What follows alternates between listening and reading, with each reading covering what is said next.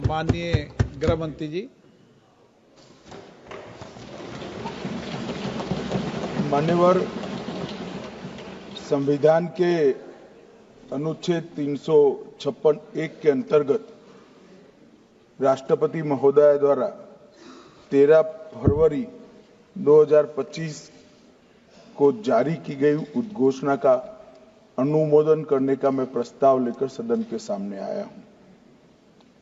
मान्यवर, हम सब जानते हैं कि हाईकोर्ट के एक फैसले के कारण मणिपुर में दो समुदायों के बीच में आरक्षण संबंधी विवाद के कारण एक जातीय हिंसा का उद्भव हुआ। मान्यवर, ये रायट्स नहीं है ना टेररिज्म है। ये हाईकोर्ट के एक फैसले के इंटरप्रिटेशन के कारण दो समुदायों के बीच में जातीय हिंसा हुई।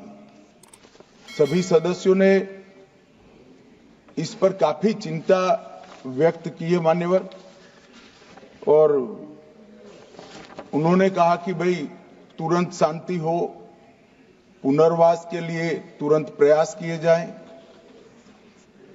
केसों की न्यायिक जांच हो और जो पीड़ित है उनकी पीड़ा कम करना और उनका जो नुकसान हुआ है इसकी भरपाई होनी चाहिए।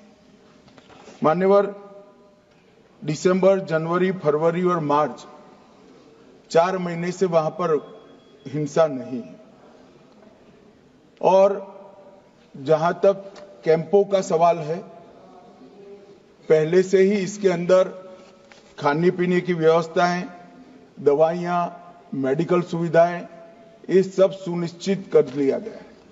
टेक्निकल एजुकेशन, मेडिकल एजुकेशन की वहां पर ऑनलाइन व्यवस्था हो चुकी है।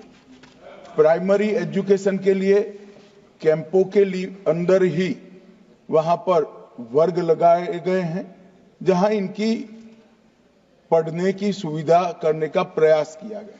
मैं नहीं कहता कि ये सुविधा अपने घर में रहकर बच्चा पढ़ता है इतनी अच्छी है, मगर हम सब जानते हैं मान्यवर, जब जातीय हिंसा होती है तब ये सारे प्रश्न खड़े होते हैं।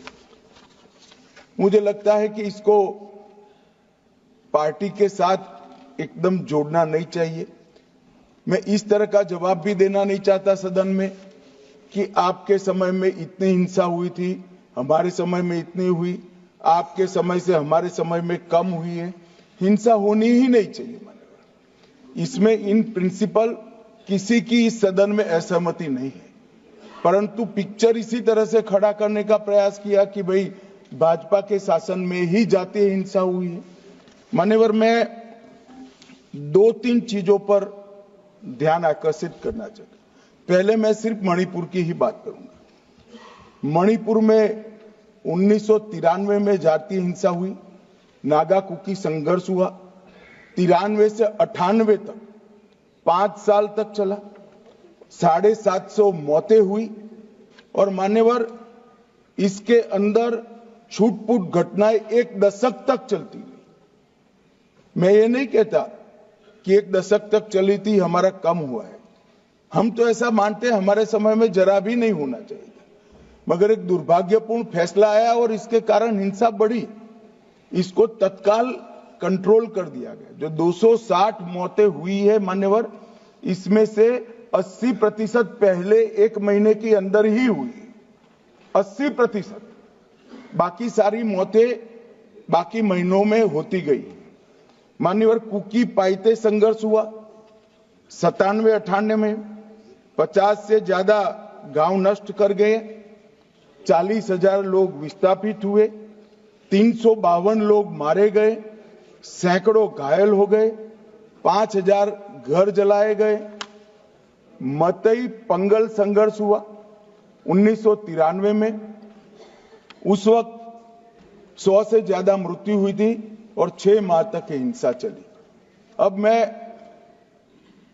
चित्र इस तरह से खड़ा कर दिया गया कि भारतीय जनता पार्टी विफल हो गई। मैं इतना ही कहना चाहता हूं, ये तीनों हिंसा, बड़ी बड़ी हिंसा, 10 साल, 3 साल और 6 माह और सैकड़ों मृत्यु, इससे भी ज्यादा, वो इंडी अलायंस के शासन में तीनों वक्त आपके ही प्रधानमंत्री थे और उसके बाद भी नहीं गए, कोई गृह मंत्री भी नहीं गया। जो मुद्दे उठाते हैं उनको मेरा सिर्फ छोटा सा वास्तविकता में बताना चाहता हूं। और मान्यवर, ये तो जातीय हिंसा थी। हमारी सरकार आई 2017 में, उसके पहले 5 साल में एवरेज 1 साल के अंदर 212 दिन मणिपुर बंद रहा है मान्यवर। कोई जातीय हिंसा नहीं थी। लगभग 1000 से ज्यादा एनकाउंटर हो गए। सुप्रीम कोर्ट को संज्ञान लेना पड़ा था मान्यवर। हमारे 6 साल में एक भी दिन बंद नहीं रहा, ब्लॉकेड नहीं हुआ, हिंसा नहीं हुई। जब एक विशिष्ट परिस्थिति हुई कि सुप्रीम कोर्ट के एक जजमेंट का इंटरप्रिटेशन दोनों समुदायों ने अपने अपने खिलाफ किया, अरे हाईकोर्ट के, और 2 ही दिन में हिंसा भड़क गई। और एक ये भी कहा गया कि इसको नजरअंदाज किया गया। जिस दिन जजमेंट आया उसी दिन यहां से कंपनियां वायुसेना के विमान में मान्यवर वहां रवाना कर दी। कोई नजरअंदाज नहीं किया। इस सब में हम सबकी संवेदनाएं बराबर है, भाई होनी ही चाहिए। परंतु मेरा आप सभी से भी विनती है कि सरकार शांति प्रस्थापित करने के सभी प्रयास, उच्चतम प्रयास कर रही है। कृपया इसको पॉलिटिसाइज न करिए। और पॉलिटिसाइज करना है तो फिर डिबेट होगी, उसमें जवाब भी पॉलिटिकल देना पड़ेगा। मगर मैं ये नहीं चाहता मान्यवर। मैं चाहता हूं जिसका भी मृत्यु हुआ है, इस सदन ने उसके प्रति सम्मान रखना चाहिए, संवेदना रखनी चाहिए, मन में दर्द भी रखना चाहिए। राष्ट्रपति शासन आने के बाद दोनों समुदायों से चर्चा भी हुई। 2 मीटिंग दोनों समुदायों के सारी संस्थाओं से अलग अलग हुई है। और बहुत कम समय में एक संयुक्त मीटिंग भी भारत सरकार के गृह विभाग के अधिकारियों के साथ होगी। हम इसका रास्ता ढूंढने का प्रयास भी कर रहे हैं। मगर पहली चिंता शांति प्रस्थापित करने की है। जैसा मैंने कहा, 4 महीने से एक भी मौत नहीं हुई है, 2 इंजर्ड हुए हैं और परिस्थिति बाय एंड लार्ज कंट्रोल में। मैं नहीं कहता संतोषजनक है। जब तक ये विस्थापित कैंपों में रहे तब तक संतोष होने का सवाल ही नहीं। पुनर्विसान पैकेज पर भी अभी चर्चा चल रही है मान्यवर। और आज तो मैं सदन के सामने मान्यवर ये राष्ट्रपति शासन का अनुमोदन कराने के लिए आया हूं। ये कहा गया कि अविश्वास प्रस्ताव, कोई अविश्वास प्रस्ताव रिकॉर्ड पर नहीं मान्यवर। कांग्रेस पार्टी के लिए अविश्वास प्रस्ताव लाने के लिए इतने विधायक ही नहीं है कि वो अविश्वास प्रस्ताव ला। ये हमारे मुख्यमंत्री ने इस्तीफा दिया, फिर राज्यपाल ने भाजपा के 37, एनपीपी के 6, एनपीएफ के 5, जेडीयू के 1 और कांग्रेस के 5 सदस्यों से चर्चा करी।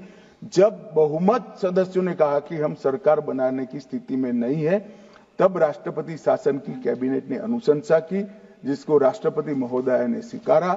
और जो सुप्रीम कोर्ट का जजमेंट है, इसके हिसाब से मैं 2 माह के अंदर इसका अनुमोदन लेने के लिए आया हूं।